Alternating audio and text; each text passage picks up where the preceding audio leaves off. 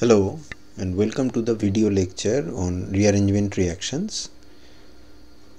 Today we are going to discuss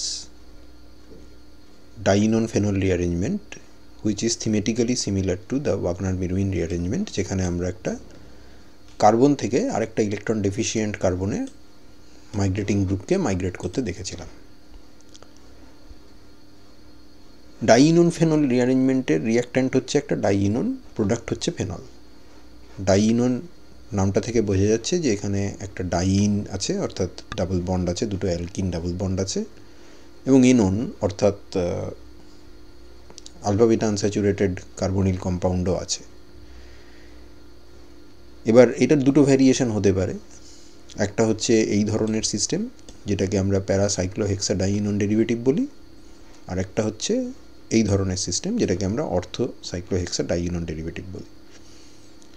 এই ডাইইনোন phenol নিয়ে প্রথম দিককার কাজ যিনি করেছিলেন তিনি হচ্ছেন ভন আওয়ার্স, এবং পরে জাইগলার, যিনি Nobel prize winner in organic chemistry, এটার উপর ডিটেল কাজ করেন। মোটামুটি তাদের কাজের মধ্য দিয়ে এর মেকানিজম ইত্যাদি সম্বন্ধে একটা সম্যক ধারণা আমরা লাভ করেছি। এই ধরনের সাইক্লোহেক্সা ডাইইনোন ডেরিভেটিভকে যদি আমরা অ্যাসিড মিডিয়ামে এক্সপোজ করি, তাহলে সেখান থেকে একটা ফিনল ডেরিভেটিভ তৈরি হয়। এই জেটটা একটা সাবস্টিটিউয়েন্ট, সেটা ডিফারেন্ট পজিশানে অ্যাটাচ থাকতে পারে, এবং এই রিয়াকশনটা দেখেই আমাদের এটা মনে হওয়া উচিত যে এটার ড্রাইভিং ফোর্স হচ্ছে অ্যারোমেটিক স্টেবিলাইজেশন গেন করা। তো এর মেকানিজম কী হবে? মেকানিজম বলতে আমরা প্রথমে অ্যাসিড দিয়েছি, তো তাহলে এই যে কার্বনিল আছে সেখানে প্রোটনেশন হলো। প্রোটনেশনের ফলে আমরা একটা কনজুগেট অ্যাসিড পেলাম। এর যদি রেজোনেন্স স্ট্রাকচার আঁকি, তাহলে এই যে কার্বনটা, যেটাকে আমরা এই এনোনটার রেসপেক্টে বিটা কার্বন বলতে পারি, সেটা কিন্তু ইলেকট্রন ডেফিসিয়েন্ট। এবং এখানে দুটো গ্রুপ আছে, আর আর প্রাইম, যে কোনো একটা গ্রুপ কিংবা দুটোই আলাদা আলাদাভাবে একটা 1-2 শিফট এক্সপিরিয়েন্স করতে পারে।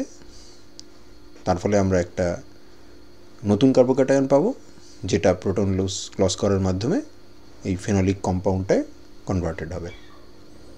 সিমিলারলি অর্থোকার্বনের জন্য আমরা এই ধরনের 1-2 শিফট এক্সপিরিয়েন্স করতে পারি।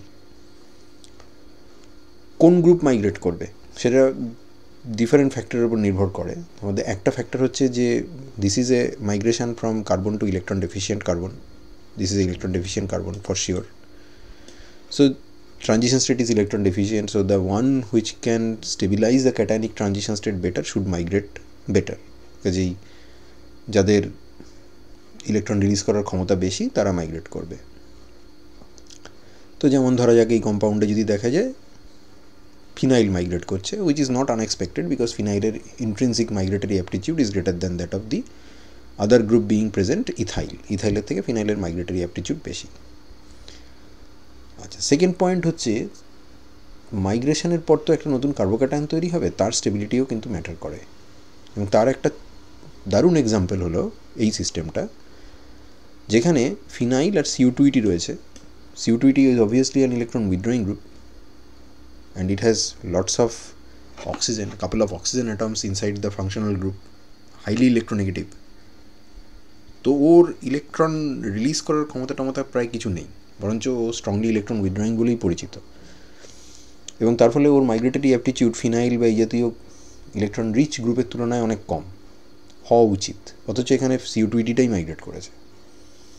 দ্যাট ইজ বিকজ ফিনাইলের মাইগ্রেটরি অ্যাপটিটিউড বেশি হতে পারে, কিন্তু যদি CO2 মাইগ্রেট করে যায় তাহলে যে কার্বোক্যাটায়নটা পড়ে থাকবে সেটা tertiary as well as benzylic, and also this carbocation can gain stabilization this carbocation can gain stabilization from the phenyl ring.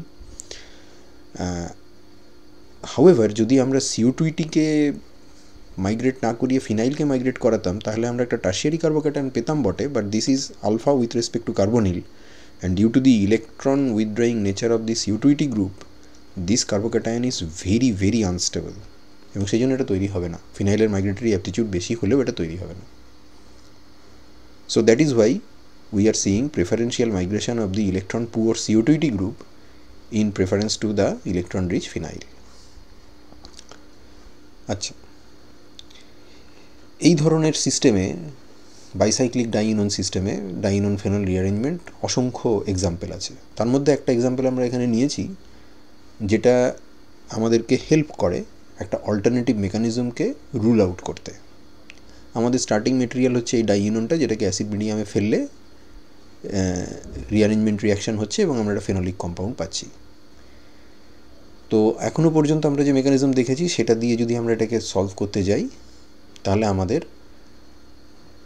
দুটো 1-2 শিফট অ্যালাউ করতে হবে, বিকজ ফার্স্টের প্রোটনেশনের পরে আমরা যদি এখানে 1-2 শিফট একটা অ্যালাউ করি তাহলে এই যে সিস্টেমটা হয়েছে একটা সিমেট্রিক্যাল স্পাইরো ইন্টারমিডিয়েট, কিন্তু এখানে যেহেতু কোনো প্রোটন নেই তাই এটা অ্যারোমেটাইজ করতে পারে না আনলেস আমরা যদি আরেকটা 1-2 শিফট অ্যালাউ না করি। এখন এই জায়গাটা থেকে বা এই জায়গাটা থেকে এটা একটা সিমেট্রিক্যাল স্পাইরো ইন্টারমিডিয়েট, কারণ এই রিংটা, এই 5 মেম্বার রিংটা সিমেট্রিক্যাল। তো এও এই কার্বনটাতে মাইগ্রেট করতে পারে, এই ওয়েজ বন্ডটা অথবা ড্যাশ বন্ডটাও মাইগ্রেট করতে পারে। সেক্ষেত্রে দুটো একই প্রোডাক্ট হবে। এবং মাথায় রাখতে হবে যে আমরা যদি এই সিস্টেমের রেজোনেন্স স্ট্রাকচার আঁকি তাহলে প্লাস চার্জ এখানে আসবে, এখানে আসবে এবং এখানে আসবে। সো ডেফিনেটলি এই কার্বনটাও কিন্তু ইলেকট্রন ডেফিসিয়েন্ট। সো যেহেতু অ্যারোমেটাইজ করতে পারলো না, সেকেন্ড 1-2 শিফটটাকে অ্যালাউ করতে হলো, এবং সেকেন্ড 1-2 শিফটটা অ্যালাউ করলে স্পাইরো ইন্টারমিডিয়েটটা রিং এক্সপ্যান্ড করবে, 5 মেম্বার রিংটা 6 মেম্বার্ড হবে, এবং এখন আর ওটা স্পাইরো থাকবে না, এখন এটা 6-6 ফিউশন হবে এবং ক্যাটায়নিক কার্বনটা এইখানে চলে আসবে, অর্থাৎ ক্যাটায়নটা এইখানে তৈরি হবে, which will eventually lose a proton to give you the corresponding phenol derivative. এবং এখানে যে প্লাস চার্জটা এসছে সেটা এই অক্সিজেন দিয়েও stabilized, as you can see by this resonance structure. So this 1-2 shift is quite favourable. এবং এটাকে যদি আমরা সাজিয়ে গুছিয়ে আঁকি তাহলে আমাদের প্রোডাক্টে আমরা পৌঁছে যাচ্ছি। তো এটা তো 1-2 শিফট, কারণ 1-1 সিগমা বন্ডটা ভাঙছে, তারপরে 1-2-র মধ্যে সিগমা বন্ড তৈরি হচ্ছে। আগে 1-1-এর মধ্যে ছিল, এখন 1 আর 2-র মধ্যে আছে, কাজেই সেই হিসেবে আমরা এটাকে বলছি 1-2 শিফট। কিন্তু কেউ যদি বলে যে এটা দুটো সাকসেসিভ 1-2 শিফট নয়, এটা বেসিক্যালি একটা 1-3 শিফট, অর্থাৎ এই বন্ডটা ভেঙে, এই 1-1 বন্ডটা ভেঙে এইখানটায় গেল না, 2-তে গেল না, 3-তে গেল এবং এখানে পাই বন্ড শিফট করে গেল, তাহলে আমরা দুটো সাকসেসিভ 1-2 শিফটের মাধ্যমে যে ক্যাটায়নটা পাবো বা পাচ্ছি অ্যাকচুয়ালি সেটাই পাবো এখানে, এবং সেইটার প্রোটন লসের মাধ্যমে আমরা এই ফাইনাল প্রোডাক্টটা পেয়ে যাব। এবার এটা আমি প্রমাণ করবো কী করে যে দুটো সাকসেসিভ 1-2 শিফটের মাধ্যমে প্রোডাক্টটা হচ্ছে নাকি একটা সিঙ্গেল 1-3 শিফটের মাধ্যমে হচ্ছে। তো সেটা এই সিমেট্রিক্যাল স্পাইরো ইন্টারমিডিয়েট নিয়ে কাজ করলে হবে না, আমাকে এই দুটো বন্ড, এই দুটো কার্বন, এই কার্বন আর এই কার্বন, এই দুটো কার্বনকে না নন ইকুইভ্যালেন্ট করতে হবে। তো সেটা আমরা আইসোটোপিক লেভেলিংয়ের সাহায্যে করতে পারি, এবং সেক্ষেত্রে আমরা এই স্টার্টিং মেটেরিয়ালের এই কার্বনটাকে লেভেল নিয়েছি। এটা synthesis is definitely going to be a challenge, but we are not going to go in to those details at this point. আমরা ধরে নিচ্ছি যেটা আমাদের কাছে আছে, যেখানে এই কার্বনটা হচ্ছে C14। তো এই কম্পাউন্ড নিয়ে আমরা শুরু করলাম, H+ দিয়ে প্রোটনেশন হলো। এবার যদি আমাদের সাকসেসিভ 1-2 শিফট হয় তাহলে এই লেবেলড কার্বনের সঙ্গে এই কার্বনের বন্ড ভাঙবে, ভেঙে স্পাইরো ইন্টারমিডিয়েট তৈরি হবে। স্পাইরো ইন্টারমিডিয়েটটা আগে যেখানে সিমেট্রিক্যাল ছিল এখন কিন্তু আর ওটা সিমেট্রিক্যাল নেই, এখন ওটা আনসিমেট্রিক্যাল হয়ে গেছে। এই লাল রঙের ওয়েজ বন্ডটা দিয়ে যেটা দেখিয়েছি সেখানে কার্বনটা নট লেভেলড, আর ড্যাশ বন্ড ব্লু কালারের যেটা দেখিয়েছি সেটাতে কার্বনটা লেভেলড।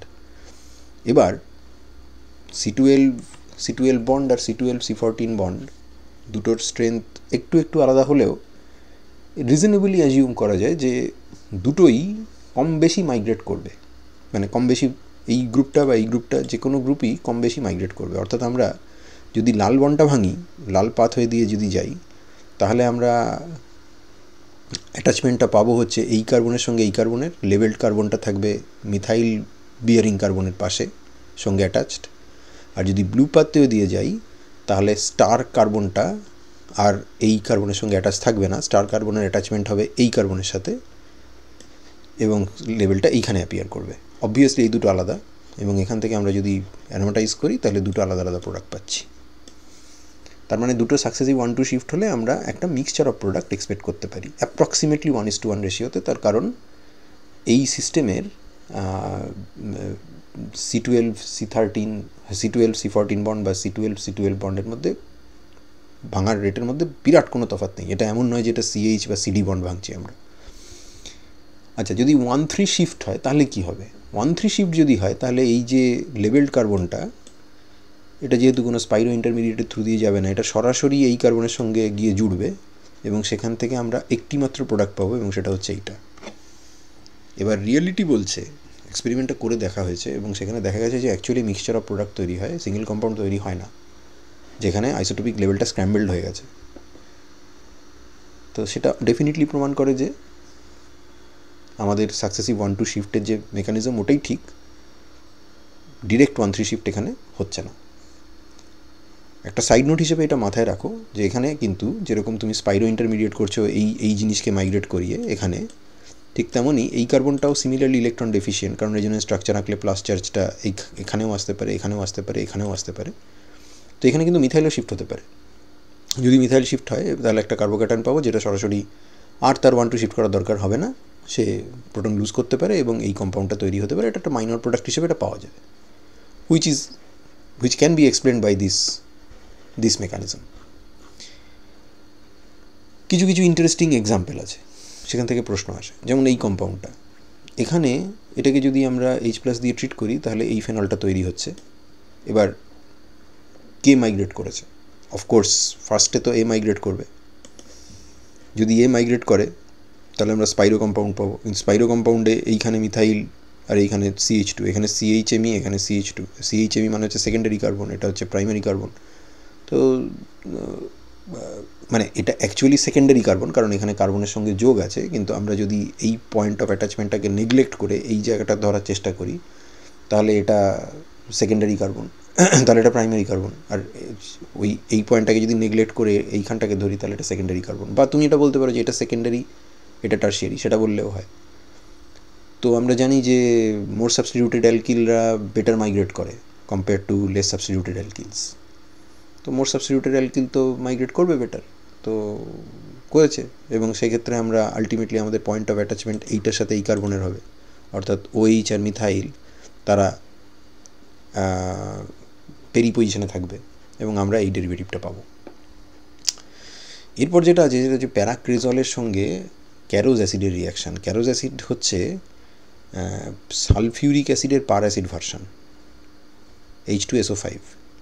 এবং তারপর যদি এই জিনিসটাকে তুমি H2SO4 মিথানল দিয়ে ট্রিট করো তাহলে প্যারাক্রেজল থেকে 2মিথাইল কুইনল তৈরি হয়। অবভিয়াসলি একটা রিঅ্যারেঞ্জমেন্ট হয়েছে এবং অ্যাট দ্য সেম টাইম একটা নতুন অক্সিজেন ঢুকেছে, কিন্তু এর সাথে তো ডাইইনোন ফেনলের কোনো সম্পর্ক দেখতে পাচ্ছি না, কারণ এখানে তো কোনো ডাইইনোন নেই, এখানে তো ফেনলই আছে একটা। তাহলে এটা কী রিঅ্যারেঞ্জমেন্ট? অ্যাকচুয়ালি ডাইইনোনটা ইনসিটু তৈরি হচ্ছে। কীভাবে হচ্ছে? H2SO5 যেহেতু পার অ্যাসিড, ওর ডাবল বন্ডকে ইপক্সিডেশন করতে পারে। এবার ব্যাপারটা হচ্ছে যে বেঞ্জিন রিংয়ের অ্যারোমেটিসিটি ভাঙতে গেলে কষ্ট হয়, সেটা ঠিক, but at the same time these double bonds are highly electron rich due to the electron push of this oxygen and also the hyperconjugation and plus I effect of this methyl. So this is a very highly electron rich ring. এবং Caro's acid is a very strong paracid. Therefore ও এই double বন্ডটাকে ইপক্সিডাইজ করলো। কেন এই double বন্ডটাকেই করলো, অন্য double বন্ডগুলোকে করলো না, এটা তোমার জন্য বাড়িতে ভাবার জন্য আমি দিয়ে রাখলাম। তো ইপক্সাইড হলো, ইপক্সাইড হওয়ার পরে মিডিয়ামে H2SO5 থেকে H2SO4 তৈরি হবে এবং H2SO4 is also a strong acid. তাহলে ইপক্সাইড সার্ভাইভ করবে না, প্রোটনেশন হবে। প্রোটনেশন হয়ে রিংটা রেজিও সিলেক্টিভলি খুলবে যাতে এই অক্সিজেনের লোন পেয়ার তাকে অ্যাসিস্ট করতে পারে, and it will open up in such a way that you will get a dienone derivative. এইবার মিডিয়ামে সালফিউরিক অ্যাসিড হয় তুমি দিয়েছো, তা নাহলে অলরেডি সালফিউরিক অ্যাসিড আছে, সেই সালফিউরিক অ্যাসিডের সঙ্গে রিয়াকশান হয়ে এখানে প্রোটনেশন হবে, তারপরে মিথাইলের মাইগ্রেশন হবে, তারপরে নতুন কার্বোক্যাটায়ন তৈরি হবে which is basically a sigma complex. It will lose a proton to give you the corresponding two methyl quinol. Two methyl quinol কথাটা না বলে কেউ যদি মিথাইল কুইনল বলে তাহলেও হয়, তার কারণ কুইনল সিস্টেমটা হচ্ছে এইটা এবং তার এই প্রত্যেকটা পজিশন ইকুইভ্যালেন্ট। অতএব মিথাইল কুইনল বলা মানে বেসিক্যালি একটা কম্পাউন্ডই মিন করছে, কিন্তু নোমেনক্লেচার করার সময় কেমরা এটাকে 2মিথাইল কুইনল বলে, কিন্তু 2টা না বললেও চলে। H2SO5 শুধু দিয়ে যদি প্রশ্ন আসে তাহলেও কিন্তু আমরা কুইনল অবধি যাব, অর্থাৎ মিথাইল কুইনল অবধিই যাব। ইউনিভার্সিটি এক্সামে যদি H2SO5 দিয়ে ছেড়ে দেয় তাহলে তুমি এইখানটায় ছেড়ে দিও না, তুমি কিন্তু পুরোটা যেও। যদিও অ্যাকচুয়াল রিয়াকশানটাতে H2SO5 পরে একটা সালফিউরিক অ্যাসিড মিথানলিক সলিউশন দিয়ে ট্রিটমেন্ট করার একটা ব্যাপার থাকে।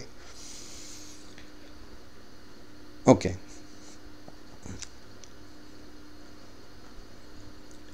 আর আরেকবার একটা বেশ অদ্ভুত প্রশ্ন দিয়েছিল, সেটা হচ্ছে এই দুটো কম্পাউন্ড দিয়ে বলেছে এই দুটোর মধ্যে ডাইইনোনফেনল রিঅ্যারেঞ্জমেন্টটা কোথায় ফাস্টার হবে। তার মানে বেসিক্যালি কাইনেটিক্সের কোশ্চেন। তাহলে আরডিএস জানতে হবে। এবার আরডিএস, এই ধরনের সিস্টেমে আরডিএসটা জেনারেলি ওই যে মাইগ্রেশন স্টেপটা আছে, carbon to electron deficient carbon, অর্থাৎ এই যে স্টেপটা, এই স্টেপটা, এইটাই হচ্ছে স্লো স্টেপ। এই যে স্টেপটা, এটাই হচ্ছে স্লো স্টেপ। এই যে স্টেপটা 1 টু শিফট, এই যে স্টেপটা 1 টু শিফট, এগুলোই হচ্ছে স্লো স্টেপ। আচ্ছা দেখি সেখান থেকে কোনো এটা উদ্ধার করা যায় কি না। তো এ এবং বি দুটোকে আলাদা আলাদাভাবে ট্রিট করি, H+ দিয়ে ট্রিট করি। H+ দিয়ে ট্রিট করলে এর ক্ষেত্রে আমরা যে ক্যাটায়নটা পাচ্ছি, দেখো প্লাস চার্জ যেখানে থাকবে, এখানে থাকবে, এখানে থাকবে। তো এখানে যখন আছে তখন মিথাইল তাকে স্টেবিলাইজ করতে পারছে। তার মানে কার্বোক্যাটায়নিক ইন্টারমিডিয়েটটা স্টেবিলাইজড হচ্ছে এবং তার কনসেন্ট্রেশন বেশি। যদি বির জন্য করি তাহলে প্লাস চার্জ এখানে থাকবে, এখানে থাকবে, এখানে থাকবে, কিন্তু মিথাইল দিয়ে কোনোভাবে স্টেবিলাইজ করতে পারছে না কিন্তু। আচ্ছা, তার মানে এ থেকে কার্বোক্যাটায়ন ফর্মেশনটা relatively faster compare to B থেকে কার্বোক্যাটায়ন ফর্মেশন, এবং কার্বোক্যাটায়নের কনসেন্ট্রেশন এর ক্ষেত্রে হয়তো একটু বেশি হবে, কারণ তার প্রোটনেশনটা more favourable, faster as well as thermodynamically more favourable, কারণ ট্রানজিশন স্টেটে স্টেবিলাইজ হচ্ছে অ্যাজ ওয়েল অ্যাজ কার্বোক্যাটায়নটাও স্টেবিলাইজ হচ্ছে। এবার এর থেকে আমরা যদি রিং এক্সপ্যানশন করি তাহলে তুমি পজিটিভ চার্জ যেহেতু এখানেও থাকতে পারে, এখানেও থাকতে পারে, তাই তুমি এদিকেও রিং এক্সপ্যানশন করতে পারো। যদি এদিকে রিং এক্সপ্যানশন করো তাহলে তুমি এই কম্পাউন্ডটা পাবে, যেটা অ্যারোমেটিসিটি গেইন করতে পারে by losing a proton, and it will give you this compound. আবার যেহেতু প্লাস চার্জ এখানেও আছে, তাই এইদিকেও তুমি রিং এক্সপ্যান্ড করতে পারো, এবং এদিকে যদি রিং এক্সপ্যান্ড করো তাহলে তোমার যে কম্পাউন্ডটা তুমি পাচ্ছ সেটা কিন্তু আর অ্যারোমেটাইজ করতে পারে না, কারণ এখানে কোনো হাইড্রোজেন নেই। এবং এই মলিকিউলটাকে আমি এখানে রিড্র করেছি এইভাবে যাতে তোমার এই অক্সিজেনের লোন পেয়ারটাকে কাজে লাগিয়ে তুমি পজিটিভ চার্জটাকে স্টেবিলাইজ করতে পারো, এবং সেক্ষেত্রে তোমার ডাইইনোন স্ট্রাকচারটা পরিষ্কার দেখা যায় যে এখানটা ডাইইনোন স্ট্রাকচার আছে। তো দুদিকেই তুমি রিং এক্সপ্যান্ড করতে পারো।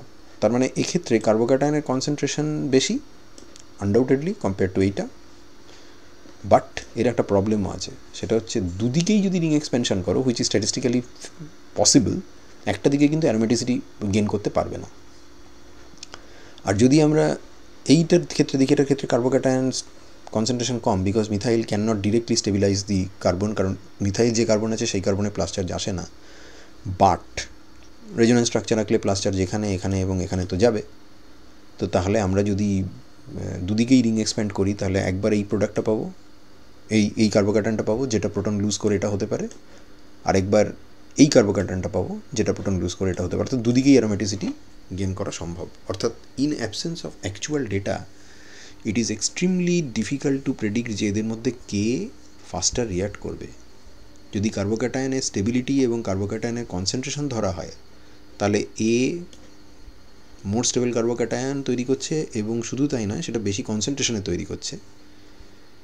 আরডিএসটা তার পরে আছে, কার্বোক্যাটায়নের কনসেন্ট্রেশনের উপরে আরডিএসটা নির্ভর করছে, কারণ আরডিএসটা হচ্ছে মাইগ্রেশন। কার্বোক্যাটায়নের কনসেন্ট্রেশন যত বেশি হবে আরডিএস তত ভালো হবে, তত ফাস্টার হবে। সেই দিক থেকে দেখতে গেলে এর রিয়াকশান করার বেশি উচিত। অ্যারোমেটিসিটি গেইন না করতে পারাটা অতটা ইম্পর্টেন্ট হবে না, কারণ অ্যারোমেটিসিটি গেইন করতে পারা না পারা যাই হোক সেটা আরডিএসের পরে হচ্ছে। হাউএভার যদি কেউ অ্যারোমেটিসিটি গেইন করাটাকে মেন ফ্যাক্টর বলে ধরে নেয়, এই লেভেলে সেটা দিয়েও এক্সপ্লেন করা যেতে পারে যে এইদিকে অ্যারোমেটিসিটি গেইন করতে পারে, এইদিকেও অ্যারোমেটিসিটি গেইন করতে পারে, কিন্তু এটা পারে না, এটা দুদিক থেকে পারে না। তাহলে সেক্ষেত্রে তার লজিক অনুযায়ী কিন্তু বির ফাস্টার রিয়াক্ট করার কথা। So in absence of real data it is almost impossible to predict, এবং আমি এই ডেটা খুঁজে পাইনি। So this much for our discussion regarding the dienone-phenol rearrangement, which is thematically similar to Wagner-Miruin in the sense that it is also a migration from carbon to another electron deficient carbon. Next class আমরা বেঞ্জিল-বেঞ্জিলিক acid rearrangement এবং earn ডাইস্টার reaction এই দুটো নিয়ে আলোচনা করার চেষ্টা করব। So I thank you for your patience, and I will be seeing you in the next one.